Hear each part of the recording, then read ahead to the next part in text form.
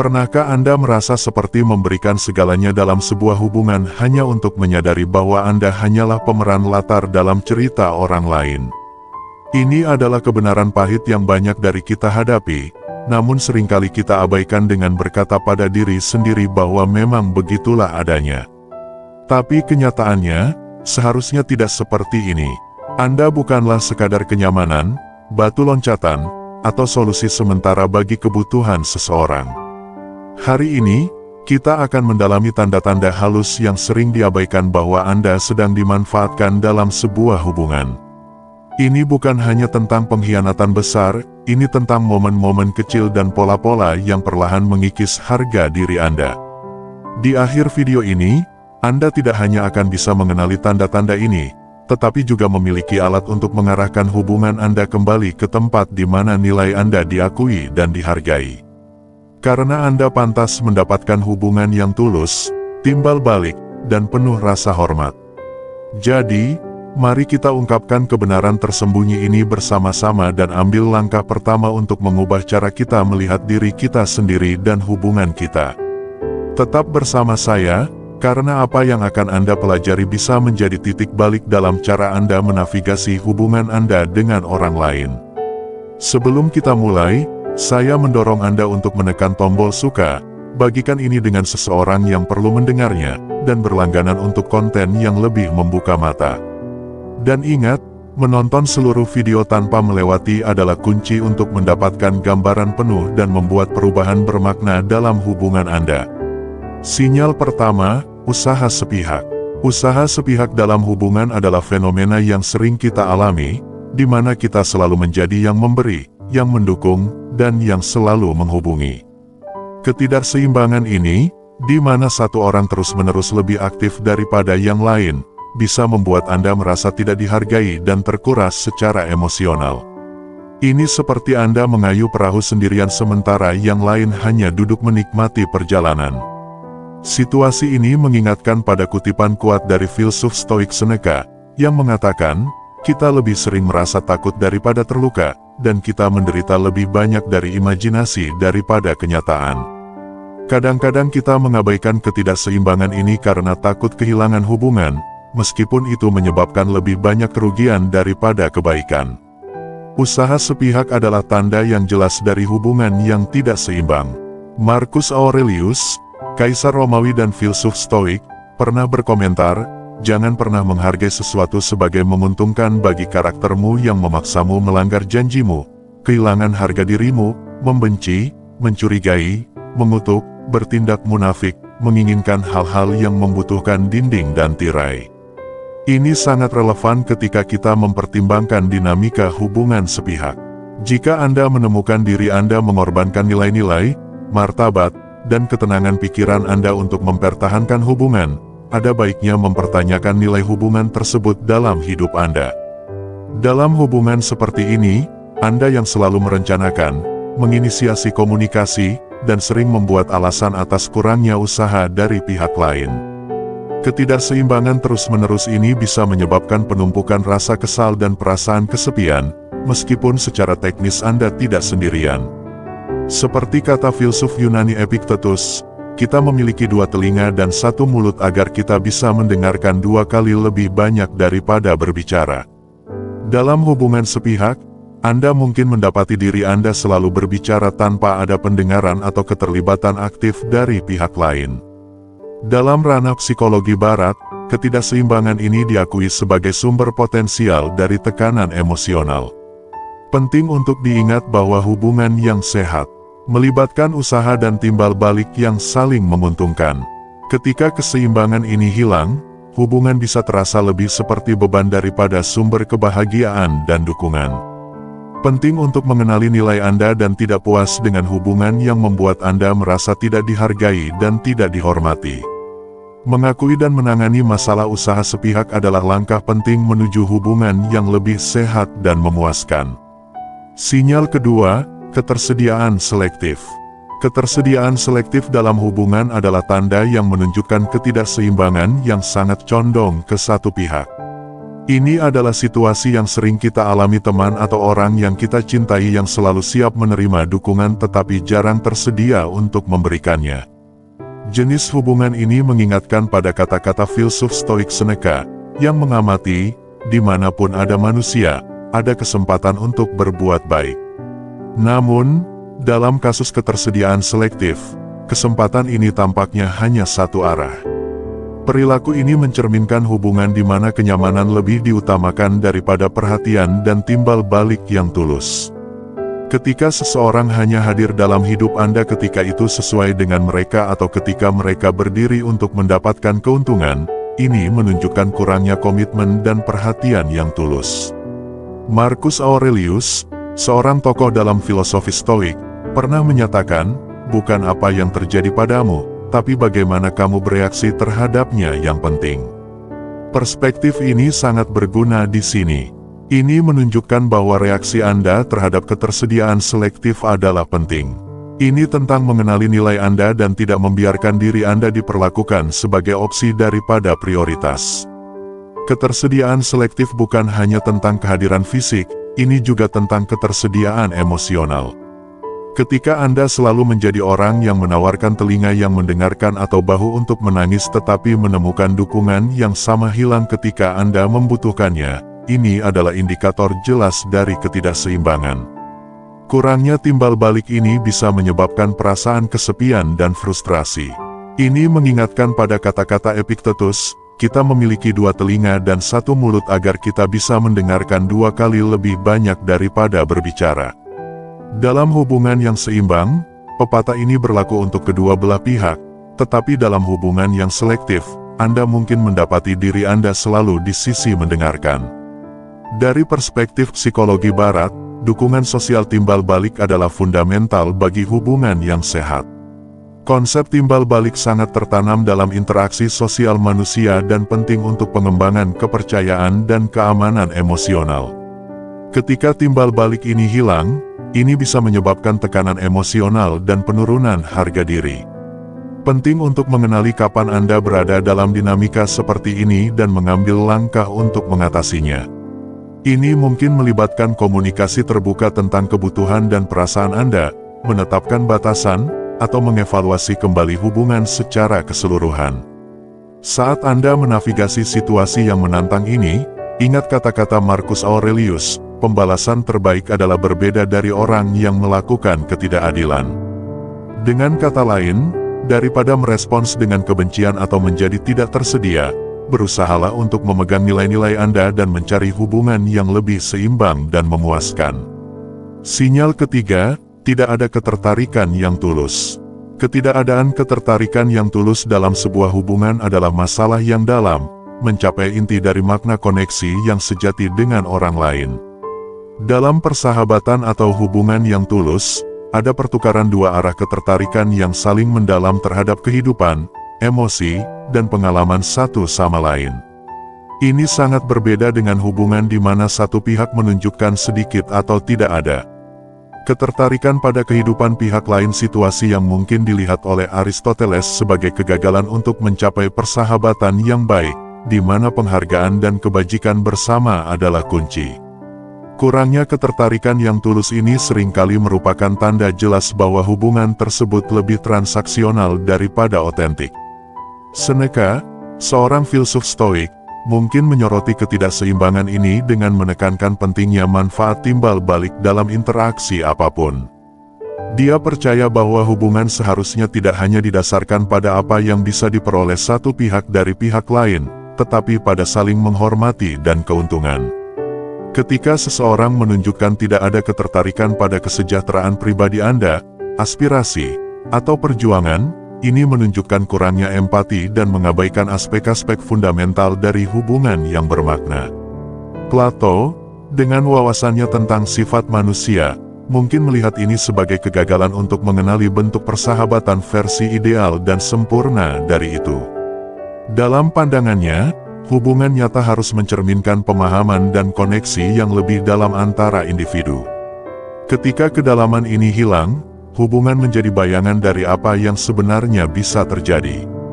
Lebih dari itu, Kurangnya ketertarikan yang tulus pada kehidupan seseorang bisa menyebabkan perasaan isolasi dan ketidakberartian. Ini bertentangan dengan kebutuhan dasar manusia untuk koneksi dan pemahaman, sesuatu yang ditekankan oleh Carl Jung, psikiater Swiss, dalam teorinya. Jung percaya bahwa koneksi yang bermakna dengan orang lain adalah bagian penting dari perkembangan individu dan realisasi diri. Dalam filosofi Stoik, Epictetus mungkin menambahkan bahwa meskipun kita tidak bisa mengendalikan minat orang lain, kita bisa mengendalikan bagaimana kita menanggapi hubungan tersebut. Dia mungkin mendorong kita untuk mencari hubungan yang menawarkan kedalaman dan ketulusan, daripada puas dengan interaksi yang dangkal dan transaksional. Sebagai kesimpulan, pengakuan akan kurangnya ketertarikan yang tulus dalam hubungan adalah langkah penting menuju menemukan koneksi yang lebih otentik dan memuaskan. Ini mungkin melibatkan percakapan jujur dengan pihak lain, menetapkan harapan yang jelas, atau bahkan mempertimbangkan kembali apakah hubungan tersebut sepadan untuk dipertahankan. Kesejahteraan emosional dan pribadi Anda bergantung pada kemampuan untuk mengenali dan bertindak atas tanda-tanda ini, mencari hubungan yang menawarkan perhatian dan penghargaan yang saling timbal balik. Sinyal keempat, manipulasi emosional.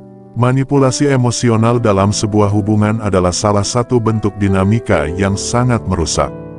Ini melibatkan penggunaan emosi untuk mengendalikan atau memengaruhi perilaku seseorang, seringkali dengan cara yang membuat korban merasa bersalah, takut, atau meragukan diri mereka sendiri.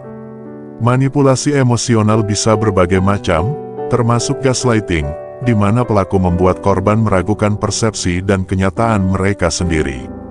Marcus Aurelius, dengan pemahaman yang mendalam tentang sifat manusia, mungkin menekankan pentingnya integritas dan kebenaran dalam hubungan.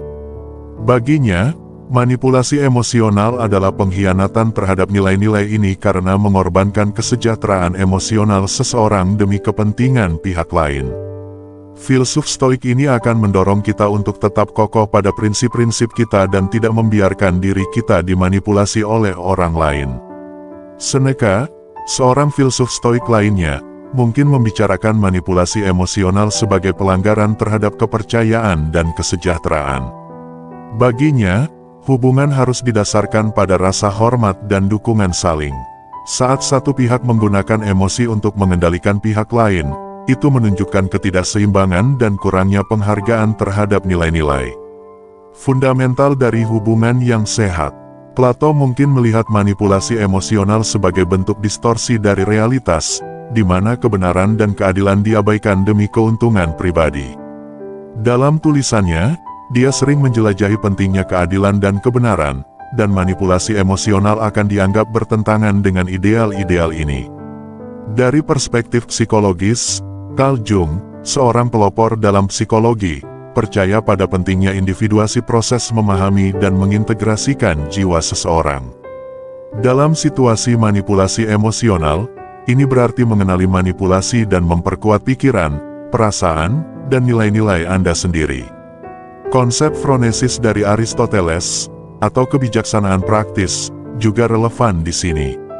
Ini tidak hanya melibatkan pemahaman tentang apa yang merupakan keadaan baik atau diinginkan, tetapi juga kemampuan untuk mempertimbangkan cara mencapainya.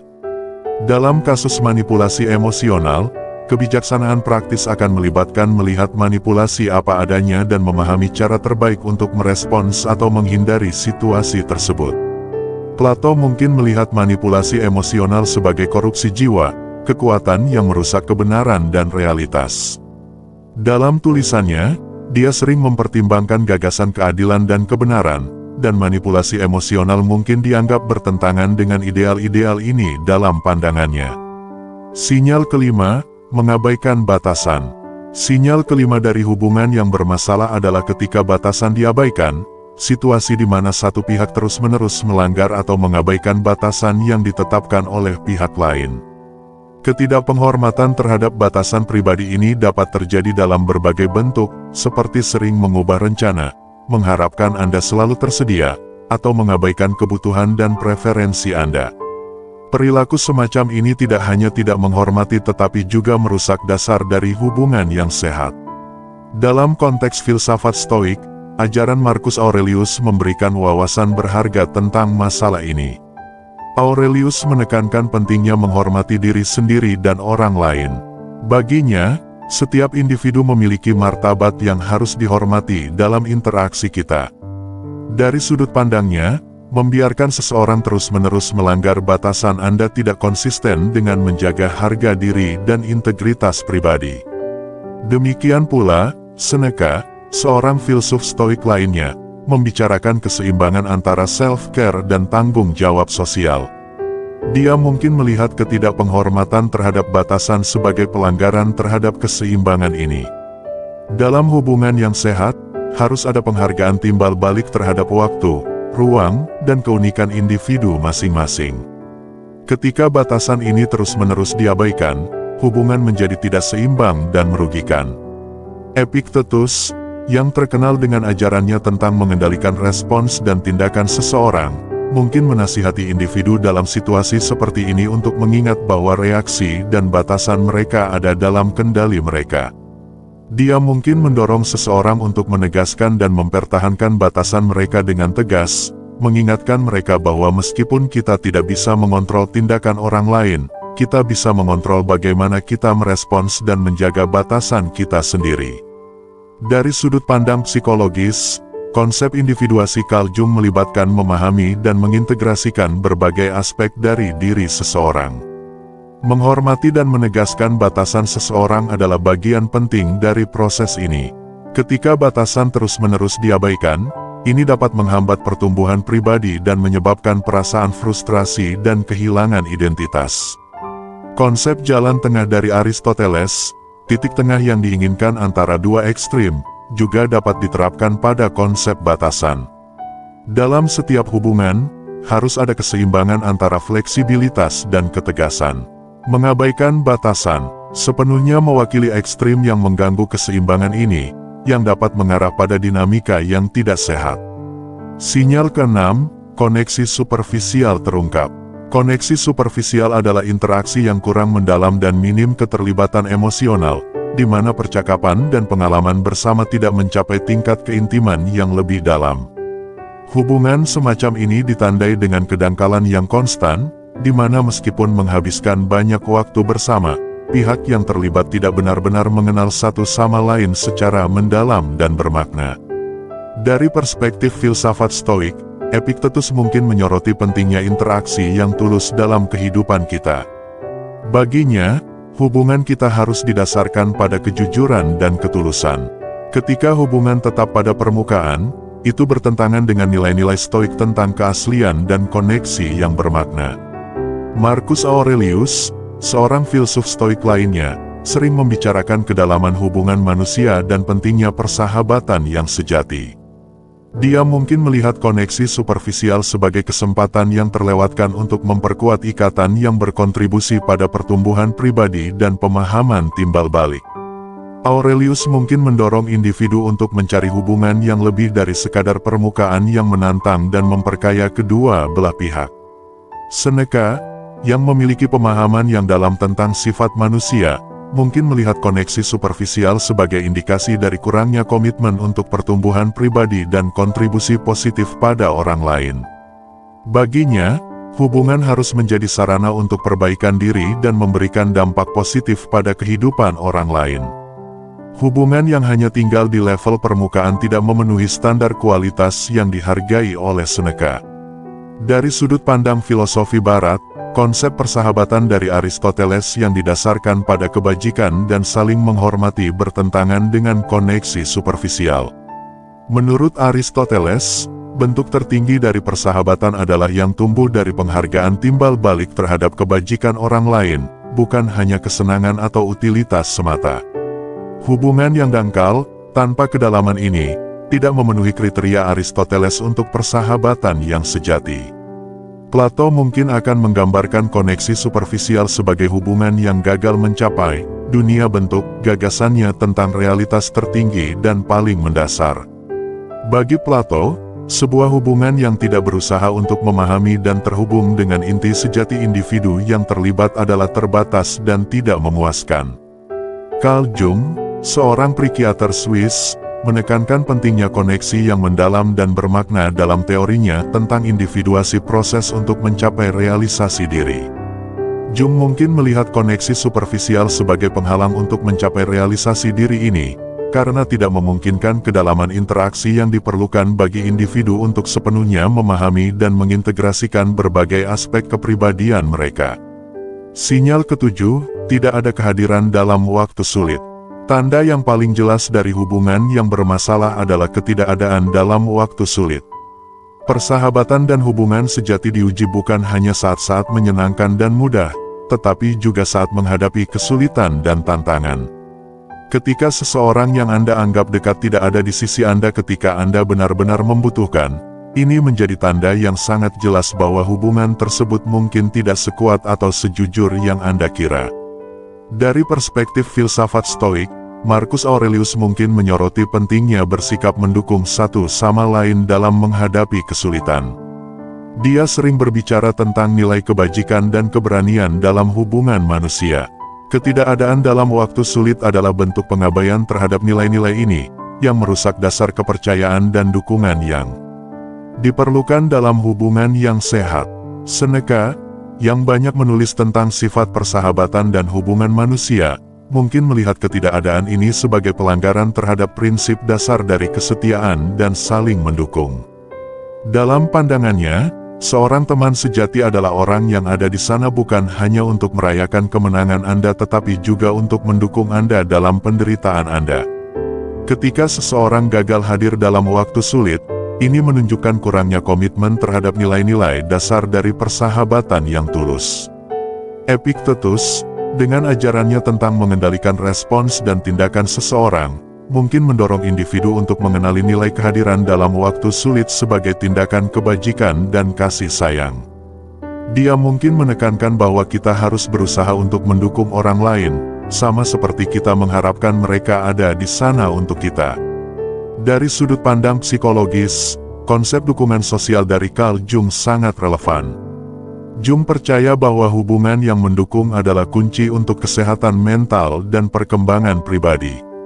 Ketika seseorang yang Anda harapkan untuk mendukung tidak ada dalam waktu sulit, ini bisa sangat merusak kesejahteraan emosional Anda dan menunjukkan bahwa hubungan tersebut mungkin tidak memberikan dukungan yang Anda butuhkan. Dalam ajaran Aristoteles tentang persahabatan, bentuk tertinggi dari hubungan ini didasarkan pada kebajikan dan saling mendukung. Ketidakadaan dalam waktu sulit adalah pengkhianatan terhadap nilai-nilai ini dan menunjukkan bahwa hubungan tersebut mungkin lebih didasarkan pada utilitas atau kesenangan daripada kebajikan sejati. Plato mungkin melihat ketidakadaan ini sebagai kegagalan untuk mencapai bentuk persahabatan yang ideal, di mana kehadiran dan dukungan menjadi esensial. Dalam dialognya, dia sering menekankan pentingnya keadilan dan kebenaran dalam hubungan, dan ketidakadaan dalam waktu sulit akan dilihat sebagai pelanggaran terhadap prinsip-prinsip ini. Kesimpulan, mengenali tanda-tanda bahwa Anda dimanfaatkan dalam hubungan adalah langkah penting menuju kesehatan emosional dan kesejahteraan pribadi. Dari ketidakseimbangan dalam usaha dan ketersediaan selektif hingga manipulasi emosional dan pengabaian batasan, tanda-tanda ini menunjukkan bahwa hubungan tersebut tidak menghargai nilai Anda dan tidak menghormati Anda sebagai individu. Menghadapi hubungan yang bermasalah, penting untuk menegaskan nilai Anda sendiri, menetapkan batasan yang jelas, dan mencari hubungan yang menawarkan timbal balik yang saling menghormati dan mendukung. Pengajaran dari filsafat Stoik dan pemikiran psikologis memberikan wawasan berharga tentang cara menavigasi dinamika hubungan ini. Dengan memahami dan menerapkan prinsip-prinsip ini, Anda bisa memperkuat rasa harga diri Anda, meningkatkan kesejahteraan emosional Anda, dan mencari hubungan yang lebih memuaskan dan autentik. Ingatlah, Anda layak mendapatkan hubungan yang menghormati dan menghargai Anda untuk siapa Anda sebenarnya.